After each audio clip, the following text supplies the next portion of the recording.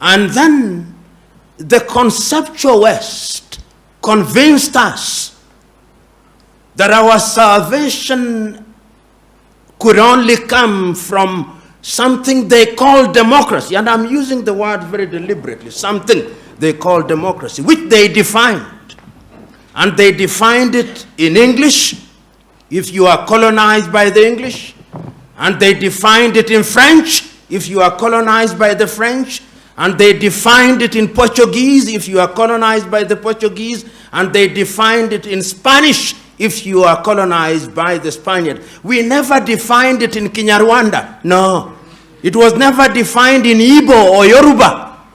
And we were told after the collapse of the Soviet Union that democracy was equals to 1, multi-party politics, 2, periodic elections, 3, limitation of terms of the presidency.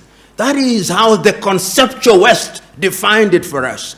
And we who have had the advantage, if it is an advantage at all, of being educated in the West, there is a sense in which our thought processes are also confined by those definitions. However much we want to free ourselves, we find our default mode being how we were trained. So when we define democracy, we are also caught up in this box. Sometimes we tell ourselves to think outside of the box, but the true north of our thought processes still remains the box. We never think without the box. So when we talk about peace in Africa, and we talk about adversarial politics, we are not talking about anything that is African. The political party is not African. It is something that we inherited. You know, in the United Kingdom, they talk about the loyal opposition, loyal to the monarchy. Because there is a process. And it is important that there is a fair trial. Paul Kagame has been president of Rwanda since the year 2000. The country's constitution has already been amended to allow him to serve more terms. Human Rights Watch claims that opposition figures are persistently targeted. If Kagame wins the next election in 2024, he could hold on to power for more than a decade longer. There's no Western leader that has been in office as long as you have. Do I care about that? Because the Western leader is a Western leader. Because electorates normally normally throw people out. The nature of electorates and democracies is that people get tired of it and they move to another person. That is if you are telling me, you know, that everyone has to conform to what the West tells us to do. I'm not one of those people. The Western world is a world on its own. It has many good things that they do. It has many bad things they do. There's no democratically elected leader in a generally accepted democracy that has been in office as long as you. Democracy is not defined by the West. No.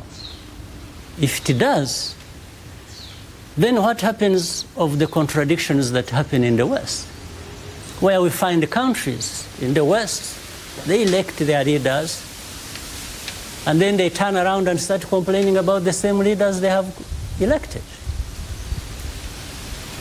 So you are telling me democracy, therefore, has imperfections, whether it is in the West or anywhere else. So, but I cannot live by or live the imperfections of the West.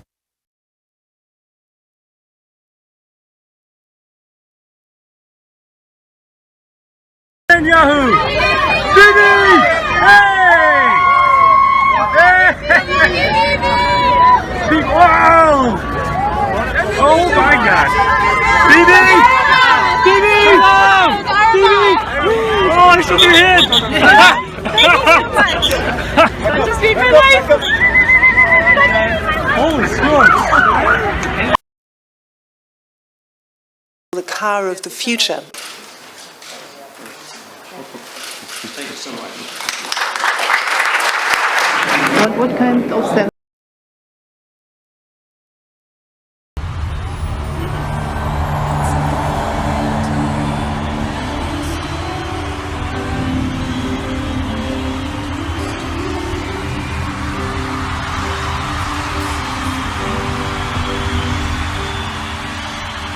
better